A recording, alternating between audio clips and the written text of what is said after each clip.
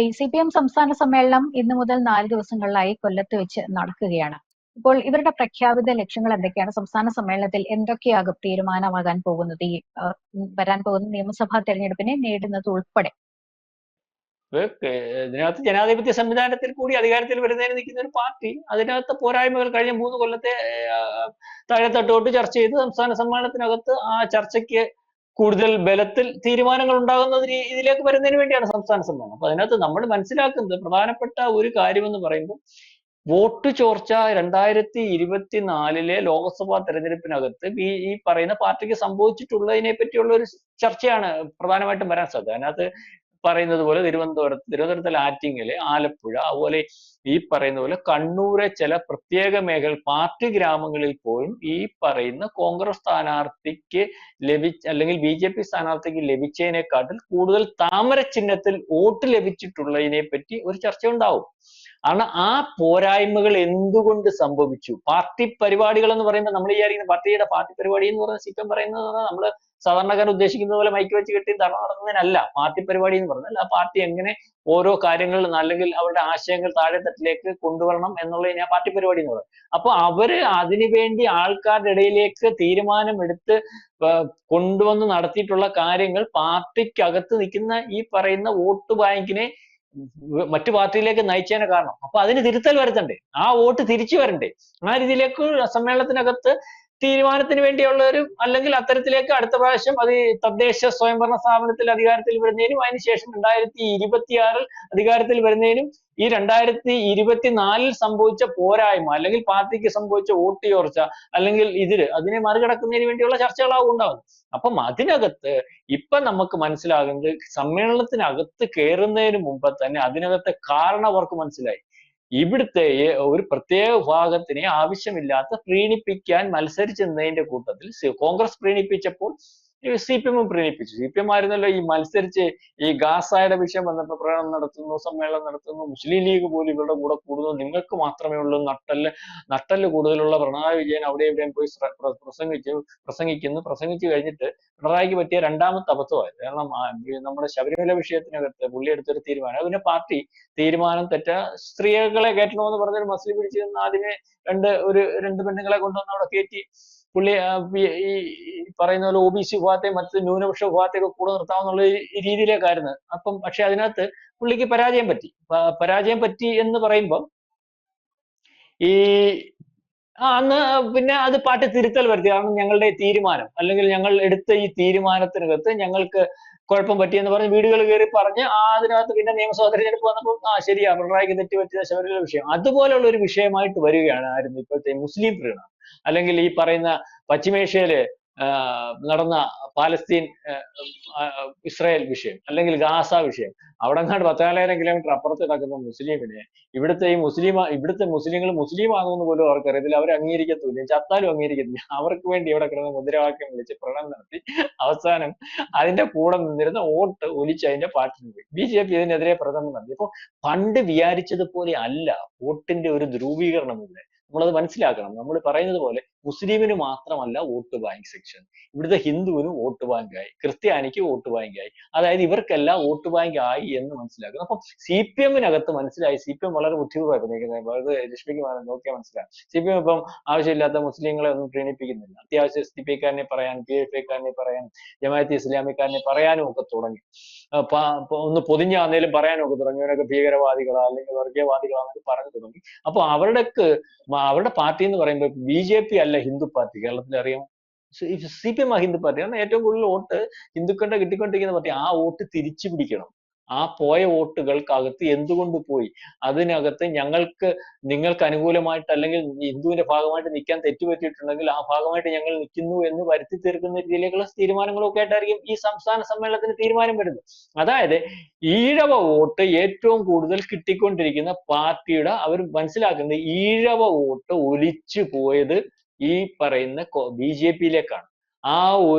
അങ്ങനെ ഒലിച്ചു പോയാൽ CPM എന്ന് പറയുന്ന പ്രസ്ഥാനം ഇല്ലാതെയായി പോകും. അവരുടെ ജനാധിപത്യ രീതിയിൽ തെരഞ്ഞെടുപ്പ് നടക്കുമ്പോൾ അല്ലെങ്കിൽ ജനങ്ങളുടെ ഇടയിൽ ഇത്തരത്തിൽ ഇറങ്ങുമ്പോൾ ആ പാർട്ടിയുടെ മാൻഡേറ്റ് ഇല്ലാതാവും അല്ലെങ്കിൽ അവർക്ക് ജനപ്രതിനിധികൾ ഇല്ലാതാവും. അപ്പൊ അതിനുവേണ്ടിയുള്ള തിരുത്തലിന് വേണ്ടിയാണ് ഈ സമ്മേളനത്തിൽ ഏറ്റവും കൂടുതലായിട്ട് ചർച്ച വരുന്നതെന്നാണ് നമുക്ക് അതിനകത്ത് നിന്ന് മനസ്സിലാവുന്നത്. പിന്നെ അതിനകത്ത് പ്രായത്തിന്റെ വിഷയം, അല്ലെങ്കിൽ 2 വട്ടം മത്സരിപ്പിച്ചവരെ വീണ്ടും മത്സരിപ്പിക്കേണ്ട എന്നുള്ള തീരുമാനം, തിരുത്തൽ വരുത്തണോ എന്നുള്ള വിഷയം, അതുപോലെ പിണറായി വിജയന് ഈ പറയുന്നത് പോലെ പ്രായത്തെ മറികടന്ന് കഴിഞ്ഞ പ്രാവശ്യം കൊടുത്തതുപോലെ ആനുകൂല്യം കൊടുക്കണമോ എന്നുള്ള വിഷയം ഒക്കെ ഉണ്ടാവും. അപ്പം ഈ 3 കൊല്ലത്തിനകത്ത് എടുത്ത തീരുമാനത്തിന് പാളിച്ച വന്നിട്ടുള്ള, അല്ലെങ്കിൽ ഇതിന്റെ ഭാഗമായിട്ട് നിൽക്കുന്നവർ ഇതിനെ വിട്ടുപോകുന്നതിന് പാളിച്ച വന്ന തീരുമാനക്കാർക്ക് തിരുത്തൽ വരും. തിരുത്തൽ വരുത്തിയേ മതിയാവത്തുള്ളൂ. കാരണം ഈ സമ്മേളനത്തിന് ശേഷം ഈ പറയുന്ന തെരഞ്ഞെടുപ്പിലേക്ക് തന്നെയാണ് പോകുന്നത്. ഡിസംബറിലൊക്കെ ഈ പറയുന്ന പഞ്ചായത്ത് തെരഞ്ഞെടുപ്പ് നടക്കും. അതിനുശേഷം ഒരു 6 മാസത്തിനകം നിയമസഭാ തെരഞ്ഞെടുപ്പ് നടക്കും. അത്തരത്തിലുള്ള തീരുമാനമാണ് നമുക്ക് ഈ പൊതുവെ നമുക്ക് ഈ കൊല്ലം സമ്മേളനത്തിനകത്ത് വരാൻ ഉദ്ദേശിക്കുന്നത് എന്നാണ് നമുക്ക് മനസ്സിലാവും. അതുപോലെ അവരുടെ ദേശീയ തലത്തിലുള്ള തീരുമാനം ലക്ഷ്മി ശ്രദ്ധിച്ചായിരുന്നു. CPM പറഞ്ഞു ഫാസിസ്റ്റ് അല്ല BJP, ഫാസിസ്റ്റ് അല്ല, അല്ലെങ്കിൽ കേന്ദ്ര ഭരണം. അത് ശരിയായ ഒരു തീരുമാനമാണ്. കാരണം നേരത്തെ ഫാസിസ്റ്റ് ഭരണം എന്ന് പറഞ്ഞ് ഏറ്റവും കൂടുതൽ മുദ്രാവാക്യം വിളിച്ചുകൊണ്ടിരുന്ന മോദി ഫാസിസ്റ്റാന്ന് പറഞ്ഞതിനകത്ത് അവരെടുത്ത അതിനകത്ത് നമ്മൾ കളിയാക്കുന്നുണ്ട്. BJPക്ക് അനുകൂലമായിട്ട് പറയുന്നതാണെന്ന് എനിക്ക് തോന്നുന്നില്ല. നമ്മൾ ഈ പറയുന്ന കാര്യങ്ങൾ ചില ആൾക്കാരെ എന്ത് പറഞ്ഞാലും അത് കുഴപ്പമാണെന്നുള്ള രീതിയിൽ ചിത്രീകരിക്കേണ്ട. കാരണം അവര് നോക്കുമ്പോൾ ഇവിടുത്തെ ഈ പറയുന്ന മോദിയുടെ കെയർ ഓഫിലുള്ള ഒരു ഗവൺമെന്റ്, മോദിയാണല്ലോ അതിന്റെ തലവൻ, ഒരു നിയമം പോലും ഇവിടെ ഏതെങ്കിലും ഒരു ഹിന്ദുവിന് അനുകൂലമായിട്ട് ഒരു നിയമമെങ്കിലും പാസ്സാക്കി. ഇന്ത്യയുടെ സുരക്ഷിതത്വത്തിന്, ഇന്ത്യയിൽ മൊത്തത്തിലുള്ള ജനങ്ങൾക്കും ആനുകൂല്യം കിട്ടത്തക്ക രീതിയിൽ, അല്ലെങ്കിൽ ഇന്ത്യക്കാർക്കെല്ലാം ഒരേ ആനുകൂല്യം കിട്ടുക, അവർക്കെല്ലാം ഒരേ ന്യായവും നീതിയും വിളമ്പുന്ന രീതിയിൽ, അല്ലെങ്കിൽ കിട്ടുന്ന രീതിയിൽ ഉള്ള നിയമങ്ങളാണ് പാസ്സാക്കിയിട്ടുള്ളത്. അപ്പൊ ആ ഗവൺമെന്റ് എങ്ങനെ ഫാസിസ്റ്റാന്ന് പറയാൻ പറ്റും? ഫാസിസ്റ്റ് എന്ന് പറഞ്ഞാൽ വേറൊരാൾക്ക് സംസാരിക്കാൻ അധികാരം കിട്ടത്തില്ല, വേറൊരാളുടെ ഒരു സ്വാതന്ത്ര്യവും അനുവദിക്കത്തില്ല. അവർ പറയുന്ന രീതിയിൽ, അവർക്ക് ഇഷ്ടമുള്ള രീതിയിൽ ഭരിച്ചുകൊണ്ട് പോകുന്ന രീതിയാണ് ഫാസിസ്റ്റ് എന്ന് പറയുന്നത്. ഫാസിസത്തെ പറ്റി വായിച്ചാലും പഠിച്ചാലും ഒക്കെ മനസ്സിലാവും. അപ്പൊ പിന്നെ അതിനകത്ത് അതേ നിലപാടിൽ തന്നെ മുന്നോട്ട് പോകുമെന്ന് CPI പറയുന്ന പറഞ്ഞാൽ CPI ചുമ്മാതി പറയുന്നത് എന്തെങ്കിലുമൊക്കെ പറഞ്ഞ് ശ്രദ്ധ കേന്ദ്രീകരിക്കുക. ഇപ്പൊ നല്ലപോലെ വർത്താനം പറയാൻ ലക്ഷ്മിക്ക് അറിയാമെങ്കിൽ എനിക്ക് ശ്രദ്ധ കിട്ടണം, എനിക്ക് നല്ലപോലെ വർത്താനം പറയാൻ അറിയത്തില്ലെങ്കിൽ ഞാൻ അതൊന്ന് ചീത്ത പറഞ്ഞാലും മതി. ഇതിന് രണ്ടിലും ഒരേ രീതിയിൽ ആൾക്കാരെ ശ്രദ്ധിക്കും. ഈ ഒരുത്ത മുണ്ടെടുത്തോണ്ട്, വൃത്തിയായിട്ട് മുണ്ടെടുത്തോണ്ട് റോഡേ പോയാലും നമ്മൾ കൊള്ളാം, അടിപൊളിയാ എന്ന് പറയുന്ന മുണ്ടെടുക്കാതെ പോയാലും ശ്രദ്ധിച്ചില്ലേ, ഒടിഞ്ഞു എന്തെങ്കിലും നോക്കും. എന്നാൽ വേറൊന്നുമല്ല, ഇത് കാണാൻ ഇത് എന്തുവാ സംഭവിക്കുന്നത് എന്നുള്ളൊരു കൗതുകം എന്ന് പറയുന്നവണ കാണാൻ എല്ലാം.